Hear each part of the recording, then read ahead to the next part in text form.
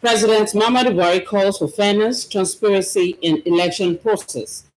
Federal government poised to create more opportunities for young Nigerians to exhibit their God-given talents. Fight against corruption, expert charge stakeholders to collaborate with federal government in Ogun.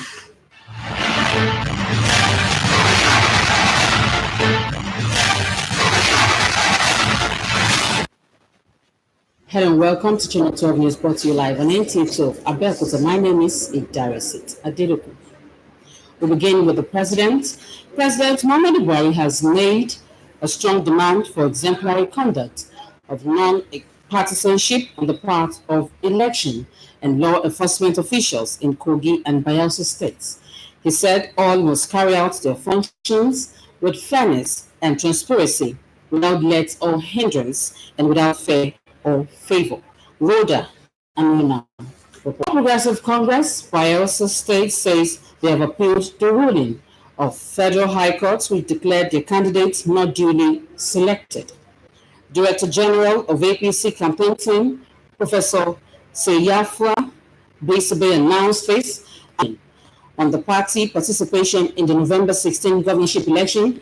He called on the party faithful in Bayelsa to remain calm and steadfast, saying the party is following due process to seek redress.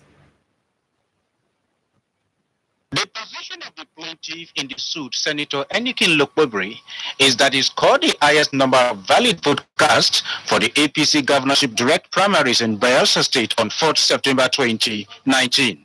However, the first defendant, APC's 11-man electoral committee, allegedly declared the second defendant, David Leon, as the winner and subsequently forwarded his name as the candidate of the party to INEC, which is the third defendant. He contended that it was the governor of Yobe State, Galadima Bunu, who, as the chairman of the 11-man electoral committee, had the extant authority to declare a winner and return same as candidate of the party. But that was not the case, as the secretary to the 11-man committee, Senator Emmanuel Ojeje, reportedly made the declaration. Relying therefore on that position with relevant proofs among other presentations by the counsels of the plaintiff and the defendants, Honorable Justice Jane Iyang of Federal High Court Yenagoa declared that the result announced by Senator Emmanuel Ojeje cannot hold because he was not the right person to do so. As consequence, her lordship held that the 11-man electoral committee did not conform to extant guidelines of the APC in the conduct of the September 4 governorship primaries in Bayelsa State, and so there was no valid election.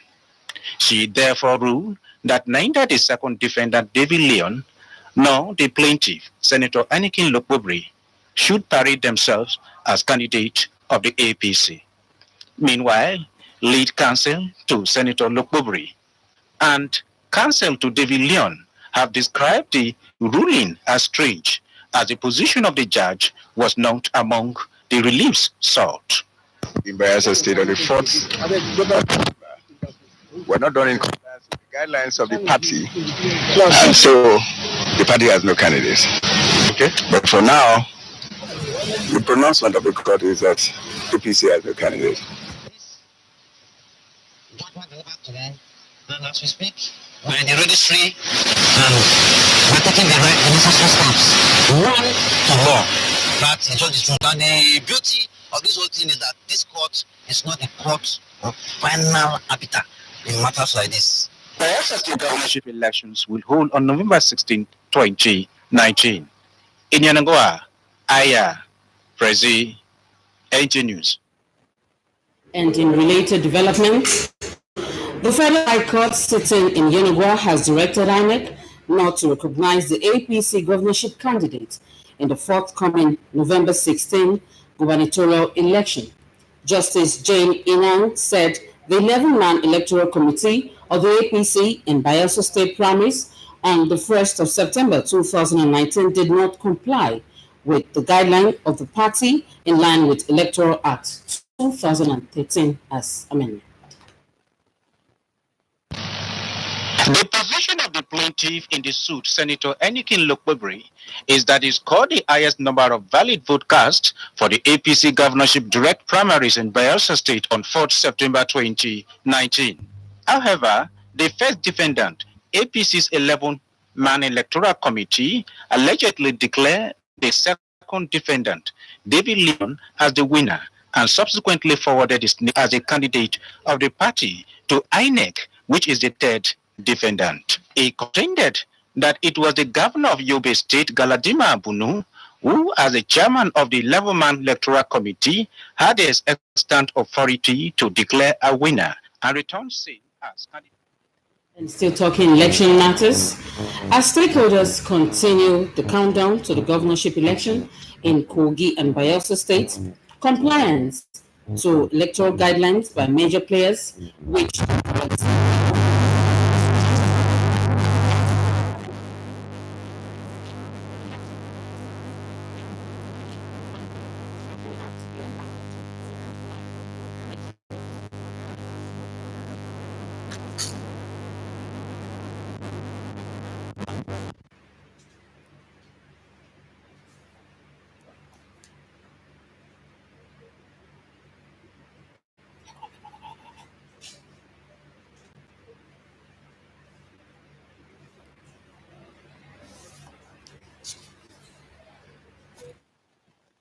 elections in the country. Guests on Good Morning Nigeria acknowledge improvement in Nigeria's electoral process, but still call for some measures against electoral offences. So if the deputy governorship candidate is not qualified, then the governorship candidate is not also qualified. And so that party that sponsored the disqualified, and by the way, to sponsor a disqualified person is a criminal offense, because the Electoral Act puts a penalty. The party, you did not screen your candidate very well. They specifically called for improved security to counter whoever plans to unleash mayhem, as well as protect the electorate during and after the polls. The primary strategy will be intelligence-driven, they will be purposeful, they will be target-oriented. If somebody goes to a tribunal and the person is said to have lost the election, the person goes to appeal court and the person is declared the winner. Then you have similar case in another state. The reverse is the case. So when you have two conflicting precedents, a lot of persons can cash in on those precedents to pursue their cases, and then that becomes incentive for the rigging of elections and the theory we are talking about. The guests agreed that constant engagement of election stakeholders periodically should be sustained by the Independent National Electoral Commission in Abuja. Murjanatu Adam Said. I apologize for the technical age that happened earlier.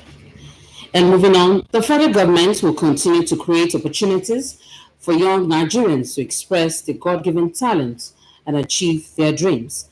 Vice President Yemi Osinbajo said this when he received a delegation from the Alibaba Group led by the founder, Jack Ma. Status correspondent Jide Onifade.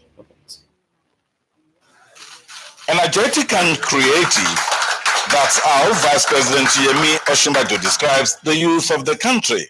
The Vice President says he's elated for the participation at the World Economic Forum. Good point, and I think your coming is at a very strategic moment in our trajectory, in our own progress, in the progress of our country. And I think it's a very important moment, because when you look at what we're seeing a lot of entrepreneurship. We're seeing a lot of young people who are very actively engaged in the digital economy at various levels. The delegation is made up of successful entrepreneurs whose expertise the Vice President is hoping would be of great benefit to Nigerians. The government of Nigeria is certainly happy that you're here, and we really will hope that we'll be able to work with you on so many things, and we know that your experience and what you've achieved.